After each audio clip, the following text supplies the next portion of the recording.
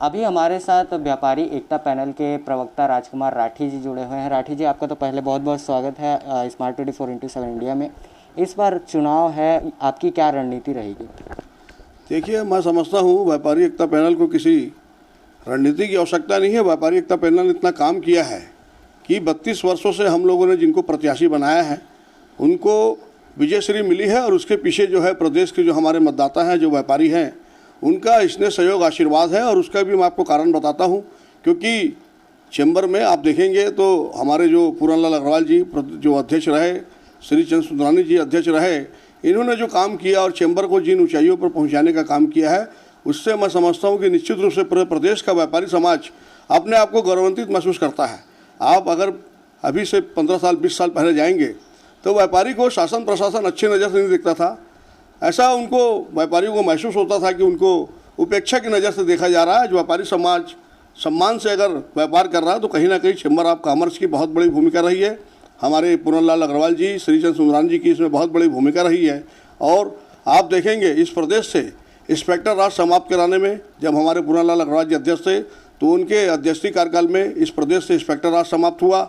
अभी पिछली सरकार में चुंगी कर समाप्त करवाने का काम हमारे चैम्बर ऑफ कॉमर्स ने किया है। इसके अलावा कोरोना काल में हेल्प डेस्क के माध्यम से हमारे जो प्रदेश के अध्यक्ष थे जितेंद्र बरलोटा जी, उनकी टीम ने हेल्प डेस्क के माध्यम से कोरोना काल में व्यापारियों को मदद करने का काम किया। और लगातार व्यापारी हित में जितने भी काम हुए हैं, आज आप देखते हैं जीएसटी में मैं समझता हूँ 800-900 संशोधन हुए हैं।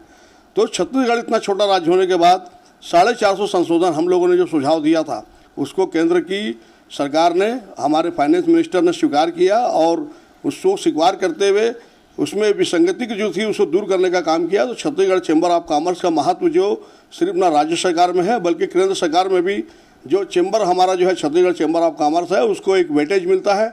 और उनकी द्वारा दिए गए सुझाव को, उनकी द्वारा बताई गई बातों को शासन प्रशासन, राज्य सरकार और केंद्र सरकार बहुत उसको जो है गंभीरता से विचार करती है। मैं समझता हूँ छत्तीसगढ़ नहीं पूरे देश में चैम्बर ऑफ कॉमर्स जो है वो व्यापारियों की सबसे बड़ी संस्था है। और लगातार हमारा जो है चैम्बर है जो व्यापारी की समस्या और सरकार के बीच सेतु का काम करता है। और चैम्बर की लोकप्रियता इस कदर बढ़ी है कि आप देख रहे हैं कि अब इतना ज़बरदस्त चुनाव हो रहा है, नेट टू नेट चुनाव है। और चैम्बर में अध्यक्ष बनने के लिए बहुत सारे व्यापारी जो है लालयित है। लेकिन इस बार भी सफलता, जैसे पिछले बार मैंने आपको बताया, जब भी व्यापारी एकता पैनल ने जिसे प्रत्याशी बनाया वो विजयश्री होता है, तो इस बार योगेश अग्रवाल जी को हम लोगों ने प्रत्याशी बनाया है। अग्रवाल परिवार का आप प्रदेश में जो सेवा की जो भावना को कर लेके जो काम करती है उसको आप नकार नहीं सकते। इनके पिताश्री रामजी लाल अग्रवाल गौशाला के अध्यक्ष रहे हैं, लगातार समाज सेवा के काम में अग्रणी रहे हैं। बड़े भैया ब्रिजमोहन जी, मैं समझता हूँ 3-3 बजे रात तक लोगों की समस्या को सुनते हैं।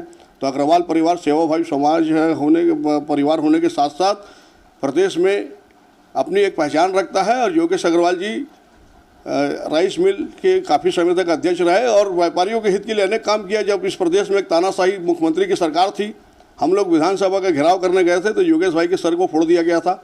8 दिन हॉस्पिटल में भर्ती थे, व्यापारी हित के लिए जेल भी गए। तो उनके योगदान को नकारा नहीं जा सकता। और 3 साल की हमारी जो प्लानिंग है बहुत अच्छी प्लानिंग है।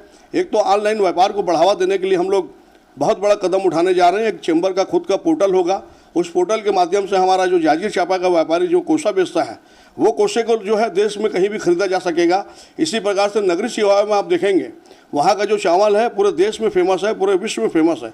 तो नगरीय सेवाओं का चावल को हमारे व्यापारी से देश का कोई भी व्यक्ति मंगा सकेगा। तो हम आज ये चाहते हैं कि ऑनलाइन पोर्टल के माध्यम से छत्तीसगढ़ के व्यापारियों का व्यापार बढ़े। आज जो पैसा फॉरेन जा रहा है, विदेश जा रहा है, और हमारी डॉलर लगातार आप देख रहे हैं उसकी वैल्यू घट रही है, तो कहीं ना कहीं इससे हमारी डॉलर भी मेंटेन होगी और व्यापारियों का पैसा व्यापारियों के पास रहेगा। आज हम लोग दुकान जाते हैं, अगरबत्ती लगाते हैं और हमारी घर की माताएँ, हमारी बहनें, हमारी जो परिवार के सदस्य हैं, हमारी बेटियां वो ऑनलाइन खरीदी कर रही है, तो आखिर ग्राहक हमारी दुकान में कहाँ से आएगा? चुनाव जो है वो कितने चरणों में होगी, और अगर आपकी जो व्यापारी एकता पैनल है विजयी होती है तो जो व्यापारी है, छोटे व्यापारी, उनको किस प्रकार से दिखेगी?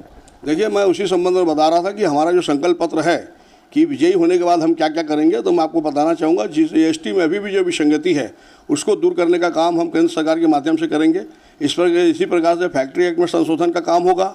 हर जिले में हमारे द्वारा जो है चैम्बर भवन का निर्माण किया जाएगा और छोटे व्यापारी के लिए बहुत सारी योजना है। पोर्टल के माध्यम से अभी मैं आपको बता रहा था कि प्रदेश का जो हमारा व्यापारी है ऑनलाइन व्यापार करेगा, खुद का पोर्टल होगा, हमारा खुद का ऑनलाइन व्यापार होगा। इस प्रकार से बहुत सारी योजनाएं हैं और मैं समझता हूँ सारी योजनाएं जो है फलीभूत होगी।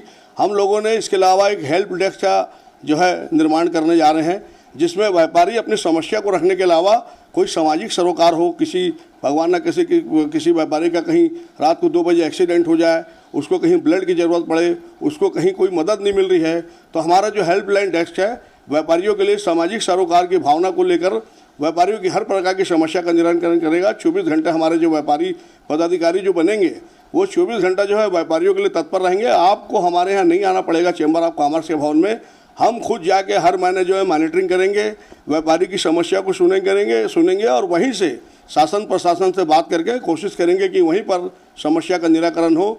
और आप देखिएगा एक नया चैम्बर का निर्माण इस चुनाव के बाद होगा। चुनाव कितने चरणों में होगी और कहाँ कहाँ हो रही है ये चुनाव?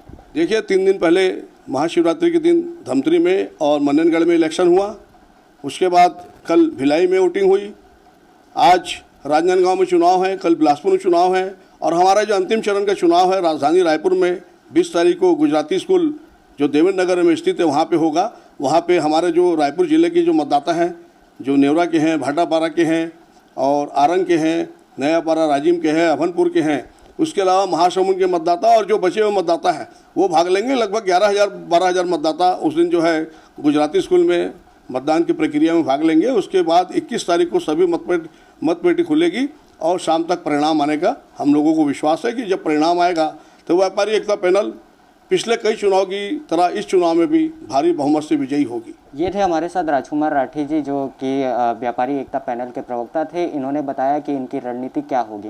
कैमरामैन अभिषेक आनंद के साथ Anand Rana, smart 24x7 India, Raipur.